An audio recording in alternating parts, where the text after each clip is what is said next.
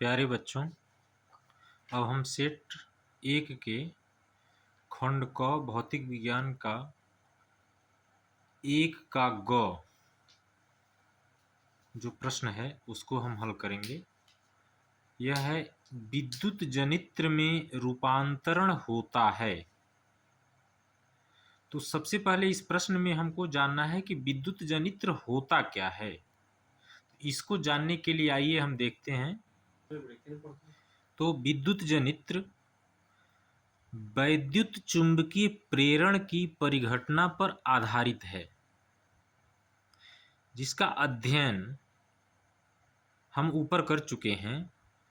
यहाँ पर लिखा है कि विद्युत जनित्र में यांत्रिक ऊर्जा का उपयोग चुंबकीय क्षेत्र में रखे किसी चालक को घूर्णी गति प्रदान करने में किया जाता है, जिसके फलस्वरूप विद्युत धारा उत्पन्न होती है।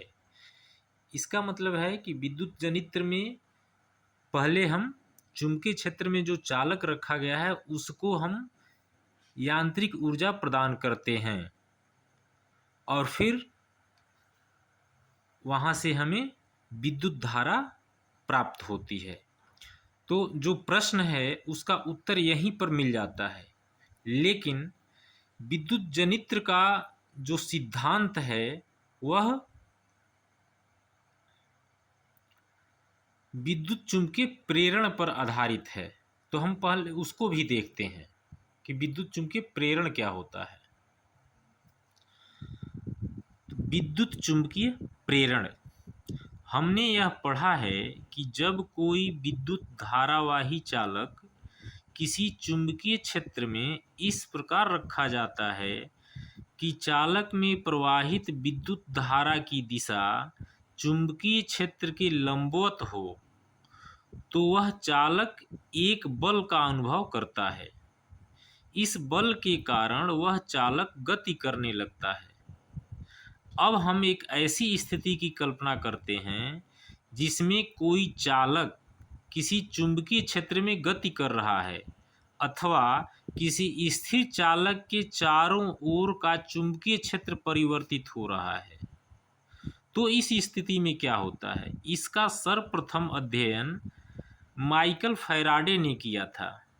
फैराडे की इस खोज ने कि किसी गतिशील चुंबक का उपयोग किस प्रकार विद्युत धारा उत्पन्न करने के लिए किया जा सकता है, वैज्ञानिक क्षेत्र को एक नई दिशा प्रदान की।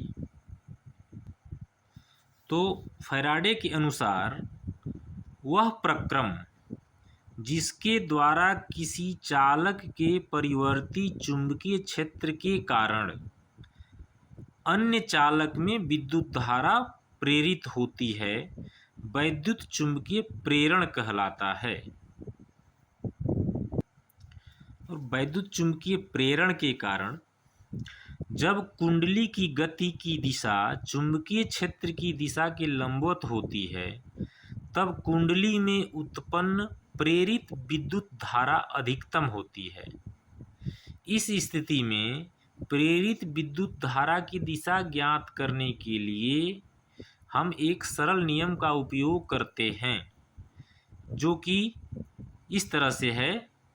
अपने दाहिने हाथ की तर्जनी, मध्यमा तथा अंगूठे को इस प्रकार फैलाते हैं कि ये तीनों एक दूसरे के परस्पर लंबवत हों। यदि तर्जनी चुंबकीय क्षेत्र की दिशा की ओर संकेत करती है तथा अंगूठा चालक की गति की दिशा की ओर संकेत करता है, तो मध्यमा चालक में प्रेरित विद्युत धारा की दिशा दर्शाती है। इस सरल नियम को फ्लेमिंग का दक्षिण हस्त नियम कहते हैं। तो पुनः हम प्रश्न पर आते हैं कि विद्युत जनित्र में रूपांतरण होता है। तो हम ये जान चुके हैं कि विद्युत जनित्र में यांत्रिक ऊर्जा का विद्युत ऊर्जा में रूपांतरण होता है। तो यहाँ पर दूसरा विकल्प सही है। तो हम इसको कैसे लिखेंगे, इस तरह से लिखेंगे इसको। तो इसको लिखने के लिए प्रश्नोत्तर नंबर 1 ग विकल्प दो यांत्रिक ऊर्जा का विद्युत ऊर्जा में,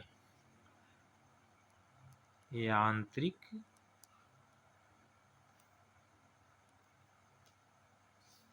ऊर्जा का विद्युत ऊर्जा में, ये हमारा उत्तर हो जाएगा।